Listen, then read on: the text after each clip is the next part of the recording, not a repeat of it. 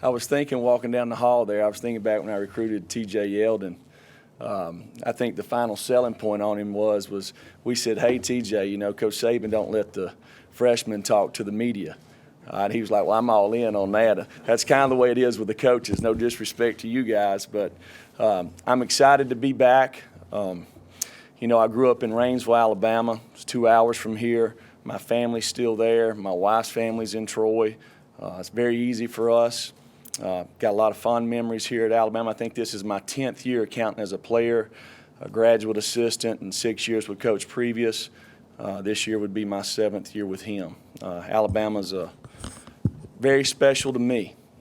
It's easy to walk into a young man's house and to sell the University of Alabama.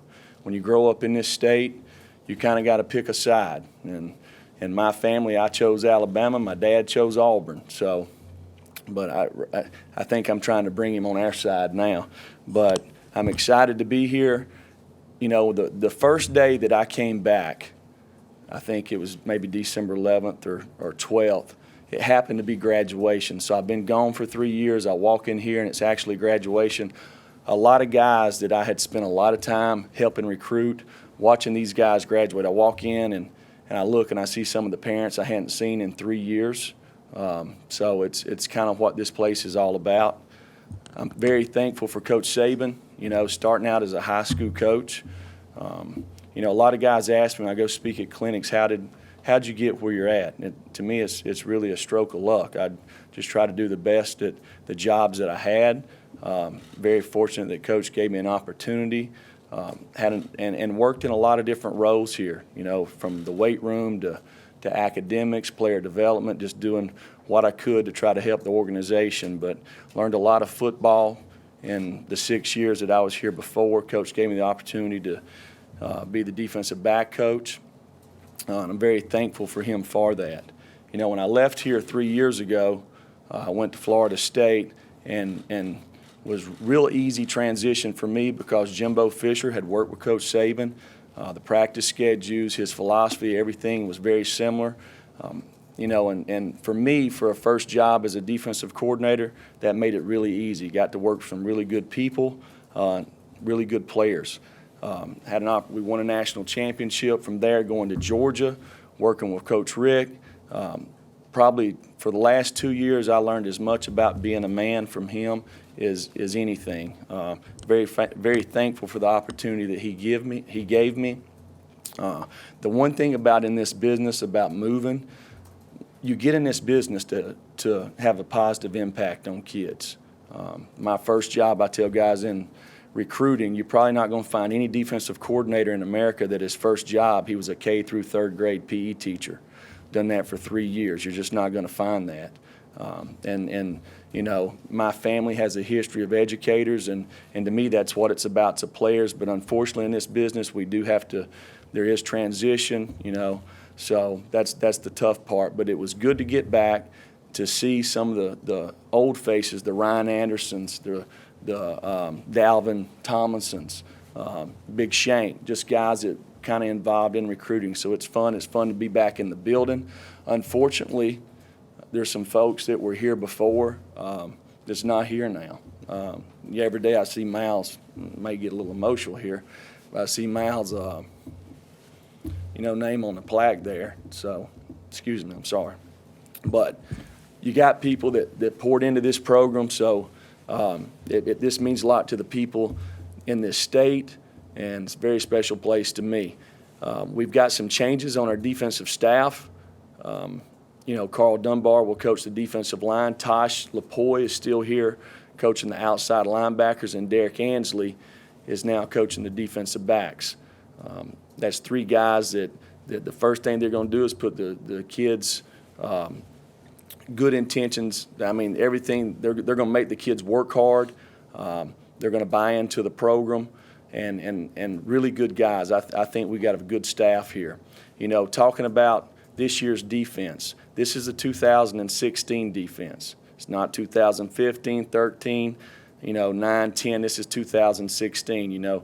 Our kids are they're buying into the fact that we've not done anything. And, that sometimes, I was here before when we had some success. We won a championship in 9, and the next year we couldn't hardly get over ourselves.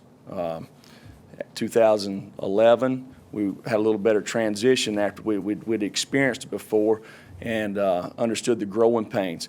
We've got to get over ourselves. That's over with now. So we're trying to create our identity for this year's team, creating the right practice habits, the right mental toughness, being relentless competitors. We have experience at all 3 levels on our defense. We got some guys coming back on the defensive front. We got some guys at outside linebacker that's played a lot of games, inside linebacker, and we got some guys in the secondary. But we're trying to create some depth on our defense right now. And one thing that we keep stressing to these guys is nobody cares about what plays you made last year. It's all about this year. So we're starting every day talking about just 1 rep at a time. Let's get better, 1 rep at a time. We'll start over here with Aaron. Hey, Jeremy, you were able to help Georgia's pass defense turn around pretty quickly there. What's your philosophy on pass defense, and how aggressive do you want to be on that side? Well, one thing when I went to Florida State, we had very similar players. When I went to Georgia, we'd lost a lot of guys. We played with some young guys, so we had to find ways to kind of not do like we did here. We had to find ways to kind of cover up a little bit in the back end. We had some good pass rushers. But the big thing is defensively, you got to know what to do. Okay, you got to know what to do. You got to know how to do it, and you got to know why it's important to do it that way. And don't let the offense create explosive plays. So you got to stay on top of your guys, and we kind of covered up some guys there. Back on the other side with Matt. Jeremy, even though some of the guys on the defense haven't necessarily been full-time players yet, how much overall ability and talent do you see on this defense, and what kind of potential do you feel like this group has? Well, there's guys here that, like I said, has got some experience. To me, as Coach Saban, when he recruits guys, he's looking for the right intangibles. There's a certain criteria for each position, and the guys wouldn't be here if they didn't meet those criteria. The thing is, there's a transition from high school to college, and some guys, it's immediate, it's easy for them, and some guys it takes time. Some of that has to do with the position you play. But football is a developmental game, so you got to go out there and work on the fundamentals to get better. Stay back there with Cecil. Coach, hey, I guess inherit is the right word, coming back. A couple of guys who could have gone pro last year in Jonathan Allen and Tim Williams. What do you see from them looking forward, and how does that change your defense that they came back? Well, there's been a history here in the last 10 years since Coach has been here. There's been several guys that's had opportunities to go out for the draft. And to me, that says a lot about Coach Saban and how he treats his players when these guys decide to come back. If guys wasn't happy here, wasn't excited about being here, and wasn't buying into the process, it would be easy for them to go ahead and take the money. So to me, that says a lot about the program here. Okay, we're going to go right here in the middle with Alex. Jeremy, with some of those guys, Tim and the speed coming back, just how dynamic can this pass rush be this year, especially after last year's leading the nation in sacks? Well, a lot of that has to do with the quarterbacks you play, type of offenses you play. One of the things somebody asked about the pass defense, some of that can be kind of swayed a little bit based off the offenses you play. You play some triple option teams that can sway your run stats or your passing stats. But, there were some guys who had success rushing the quarterback last year. Some of that goes into getting guys in the right down and distances. So you got to play well on first and second down, and you got to cover them in the back end, because if guys are running open, the ball is going to come out of the quarterback's hand. We'll go in the back with Chris Walsh.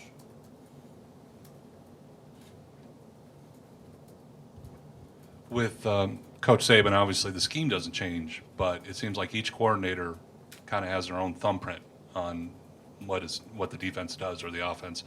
What's going to be your thumbprint? How's it going to be different?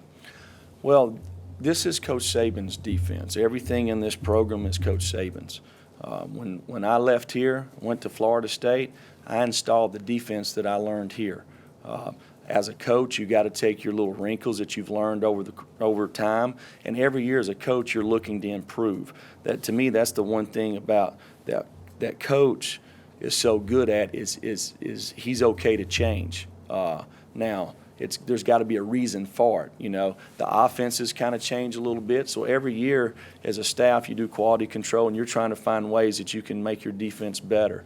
When I come back, there were some subtle changes on the defense that had happened here since I've been gone. But as far as thumbprint, to me, I hope our thumbprint here is we continue to have the success that we've had. Last one up here with Ken. Why don't you? Yeah, he's over. Up here with Ken. Last one. Hey, Coach, just kind of a two-parter. One, what was it like last year to prepare for Alabama's offense? And then how competitive do you anticipate, some of these scrimmages being and just the daily grind, in camp here? Well, being on the other side, one thing that stood out to me is last year with how big the offense was compared to us. And the thing about it is a lot of people can have success, running the football offensively, but you got to be able to do it over and over. And to me, that's one thing, being on the other side playing against Alabama, the commitment to run and having to sit in there and stop them play after play after play, which we didn't do, So they can kind of change the way you think a little bit. Thanks, Jeremy. Yep.